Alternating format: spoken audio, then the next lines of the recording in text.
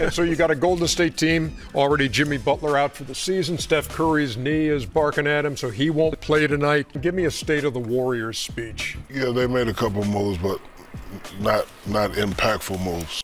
Steph Curry, like everyone, is disgusted with the performance of the Warriors both on and off the court. The Warriors have failed him so bad, it's actually disgusting. While the rest of the league is actively supporting its aging superstars, the Warriors have failed to build a championship team around Steph. The greatest shooter in the history of the NBA will soon be 38, but he's still performing at a level that most franchises spend decades hoping to touch once. So, why aren't the Warriors helping him end his career on a high? And what is left for Curry now as this season progresses? Around the league, there is no confusion about what the Warriors are anymore. And the way people talk about them tells you everything about how far this situation has slipped. Even Steph Curry himself said, and I quote, "One of my mentors used to say, your perspective will change when the information changes. Right now, the information is we were close and still in that fight to be in that championship conversation with this current team. Coach Kerr, myself, Draymond. And then Jimmy gets hurt and the information changes, and you're trying to figure it out in real time." This new perspective means the bar quietly shifted from contending to simply remaining visible. That same reality came through even more bluntly when Kendrick Perkins said this. Do you think that this is a piece for Steph to compete this year, at least in the play-in? Hell no. And Perkins didn't stop there either. I don't think Steph is just too thrilled about this move. This is what every NBA and Warriors fan sees. It's clear that there is a disconnect between what the organization is doing and what its franchise player reasonably expects at this stage of his career. Taken together, these aren't hot takes or fan complaints. They are quiet consensus statements from people who understand how contention windows actually work. The Warriors are operating like a team trying to stay respectable, while Steph Curry is still playing like someone who deserves a real shot. So, why let the destiny he built die even before he is retired? What makes this situation uncomfortable isn't just that the Warriors are no longer dominant, it's that the illusion of dominance is gone too. Like, maybe you can survive missteps when you're still feared, but you cannot survive them when the rest of the league has already moved on. In fact, former players and fans are actively making a mockery of the state of the Warriors dynasty now. There's 4 championships. How many players are left from that championship? 4 rings. 2? It ain't no motherfucking dynasty team then. 2 Hall of Famers. It's just 2 players on the team. That's it. You have no chance of getting. In that moment, the Warriors stopped being a continuation of something great and started looking like a relic trying to justify its place in the present.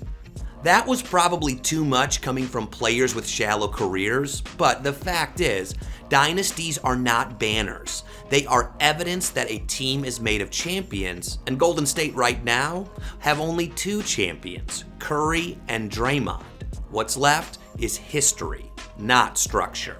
And even the coach who many Golden State fans want sacked right now has admitted to this. You know, we are no longer the 17 Warriors, dominating the league. We are a fading dynasty. We know that. Everybody knows that. So what is up to us? How do we carry ourselves night to night? How connected are we? And can we give ourselves another swing at the plate? Unfortunately, this was just more ammo for those who wanted to ridicule the Warriors. Coach said we are not a dynasty. We are dying. He said a fading dynasty. We are fading. Fading. He said they fading. Just trying to stay relevant. You know, like when you put the shirt in the washing machine too many times, The black. and that motherfucker fading slow. It's no longer a black shirt no more. Everyone can see what's happening at the Bay, but why is it this bad? Last season, they also had a poor start until they got Jimmy Butler. Although this season, even with Butler, hasn't been remarkable. The team still believed until Jimmy Butler tore his ACL. Steph reflected on the impact, saying, "Me and Coach and Draymond talk about it a good amount. The way our contracts are aligned, the fact that last year we had such a clear identity and we were so close to getting over the hump." So what next now? They've tried and failed to get Giannis Antetokounmpo and are left with an aging team. So, is the front office and management the Dubs' problem? Or is it aging? At this point, the easiest explanation is also the laziest one. The Warriors are old, dynasties end, and time eventually catches everyone. That part is true, but it is also incomplete, because aging by itself is not a failure. What separates competent organizations from complacent ones is how they respond once age becomes a factor. Charles Barkley put the surface level reality plainly here. Where's Golden State in your mind now? Over the hill. That's where they are. You know where the hell they are, Tom. Chuck went even further. The Warriors just old. Steph is on the Mount Rushmore, but he's gonna keep breaking down because of age and wear and tear. I don't think Jim is the same player, and Draymond's definitely not the same player, but they just got old, and there's nothing you can do about that. But what makes that observation sting is that Barkley isn't questioning Steph's greatness. He's pointing out that Steph is still elite, while the structure around him is decaying. That distinction is crucial. Aging stars do not need perfect teams, but they do need intentional ones. Other franchises have responded to this stage by consolidating talent. LeBron James has Luka and Austin Reeves in LA, while Kevin Durant has teamed up with Alperen Şengün and Amen Thompson in Houston.